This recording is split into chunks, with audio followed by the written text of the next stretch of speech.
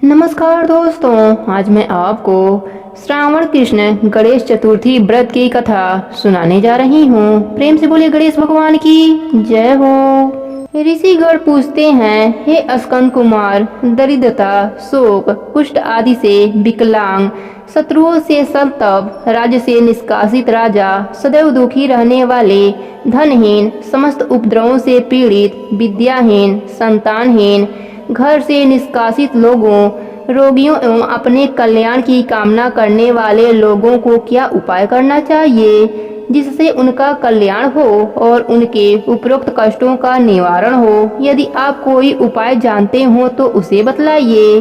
स्वामी कार्तिकेय जी ने कहा, हे ऋषियों, आपने जो प्रश्न किया है उसके निवारणार्थ मैं आप लोगों को एक शुभदायक व्रत बतलाता हूँ, उसे सुनिए।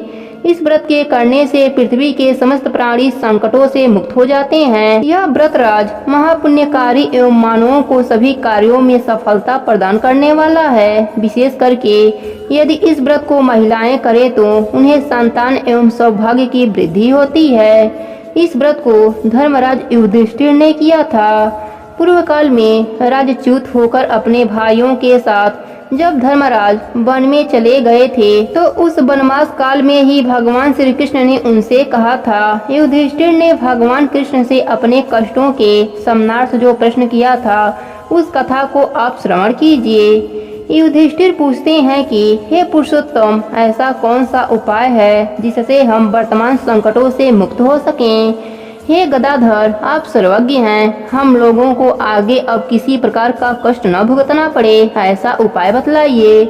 स्कंद कुमार जी कहते हैं कि जब धैर्यवान युधिष्ठिर विनम्र भाव से हाथ जोड़कर बारंबार अपने कष्टों के निवारण का उपाय पूछने लगे तो भगवान श्री कृष्ण जी ने कहा कि हे राजन, संपूर्ण कामनाओं को पूर्ण करने वाला एक बहुत बड़ा गुप्त व्रत है। हे पुरुषोत्तम, इस व्रत के संबंध में मैंने आज तक किसी को नहीं बतलाया है। हे राजन, प्राचीन काल में सतयुग की बात है कि पर्वतराज हिमालय की सुंदर कन्या पार्वती जी ने शंकर जी को पति के रूप में प्राप्त करने के लिए गहन वन में जाकर कठिन तपस्या की, परंतु भगवान शिव प्रसन्न होकर प्रकट नहीं हुए।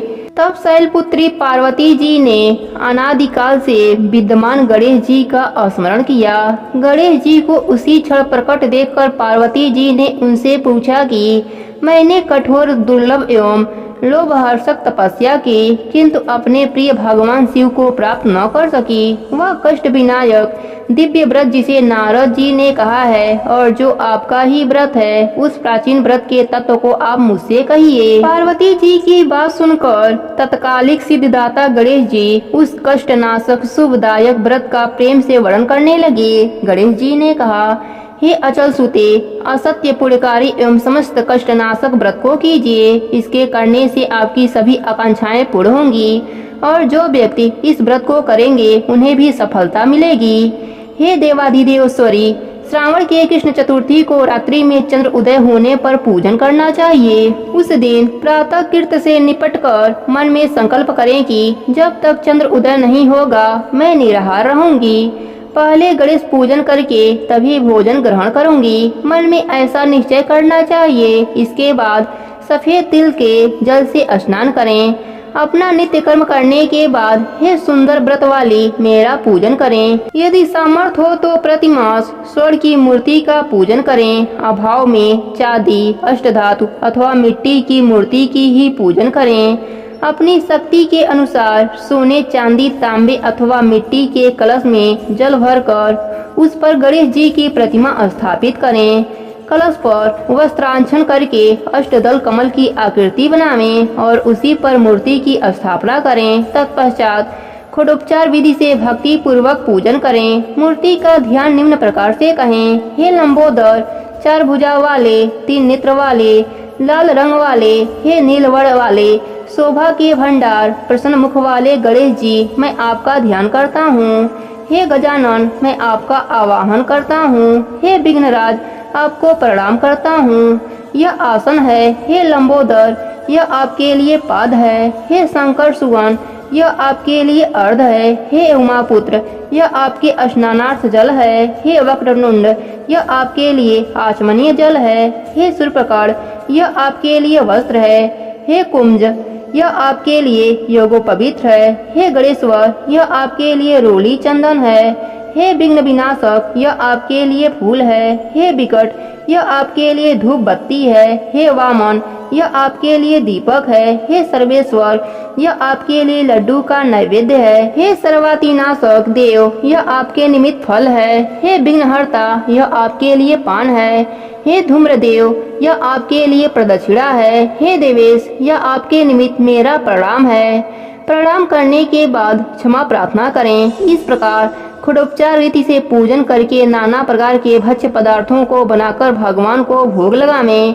हे देवी, शुद्ध देसी घी में 15 लड्डू बनावें। सर्वप्रथम भगवान को लड्डू समर्पित करके उसमें से 5 लड्डू ब्राह्मण को दे दें। अपने समर्थ के अनुसार दक्षिणा देकर चंद्र उदय होने पर भक्ति भाव से अर्घ देवें। तदंतर 5 लड्डू का स्वयं भोजन करें। फिर हे देवी, तुम सब तिथियों में सर्वोत्तम हो, गणेश जी की परम प्रियतम हो। हे चतुर्थी, हमारे द्वारा प्रदत्त अर्घ ग्रहण करो, तुम्हें प्रणाम है। निम्न प्रकार से चंद्रमा को अर्घ प्रदान करें। क्षीर सागर से उत्पन्न हे लक्ष्मी के भाई, हे निशाकर, रोहिणी सहित के हे शशि, मेरे दिए हुए अर्घ को ग्रहण कीजिए। गणेश जी को इस प्रकार प्रणाम करें। हे लंबोदर, आप संपूर्ण इच्छाओं को पूर्ण करने वाले हैं, आपको प्रणाम है। हे समस्त विघ्नों के नाशक, आप मेरी अभिलाषाओं को पूर्ण करें। तत्पश्चात ब्राह्मण की प्रार्थना करें। हे द्विजराज, आपको नमस्कार है, आप साक्षात देव स्वरूप हैं। गणेश जी की प्रशंसा के लिए हम आपको लड्डू समर्पण कर रहे हैं। आप हम दोनों का उद्धार करने के लिए दक्षिणा सहित इन 5 लड्डुओं को स्वीकार करें। हम आपको प्रणाम करते हैं। इसके बाद ब्राह्मण भोजन कराकर गणेश जी से प्रार्थना करें। यदि इन सब कार्यों के करने की शक्ति न हो तो अपने भाई बंधुओं के साथ दही एवं पूजन में निवेदित पदार्थ का भोजन करें। प्रार्थना करके प्रतिमा का विसर्जन करें और अपने गुरु को अन्य वस्त्र आदि एवं दक्षिणा के साथ मूर्ति को दे देवें। इस प्रकार से विसर्जन करें। हे देवों में श्रेष्ठ गणेश जी, आप अपने स्थान को प्रस्थान कीजिए एवं इस व्रत पूजा के फल को दीजिए। हे सुमुखी, इस प्रकार जीवन भर गणेश चतुर्थी का व्रत करना चाहिए। यदि जन्म भर न हो सके तो 21 वर्ष करें। यदि इतना करना भी संभव न हो तो 1 वर्ष तक 12 महीने के व्रत को करें। यदि इतना भी न कर सके तो वर्ष के 1 मास का अवश्य ही व्रत करें और श्रावण कृष्ण चतुर्थी को व्रत का उद्यापन करें। सर्वप्रथम सर्वशास्त्रवेत्ता गणपति पूजन आचार्य का वर्ण करें। उनकी आज्ञा के अनुसार शास्त्रोक्त रीति से पूजन करें। अपने शक्ति के अनुसार 1008, 108, 28 अथवा 8 लड्डू के गणपति का हवन करें। केले के खम्भे एवं तोरण आदि से ऊंचा मंडप बनावें। नित्य गीत वाद आदि से उत्सव करावें।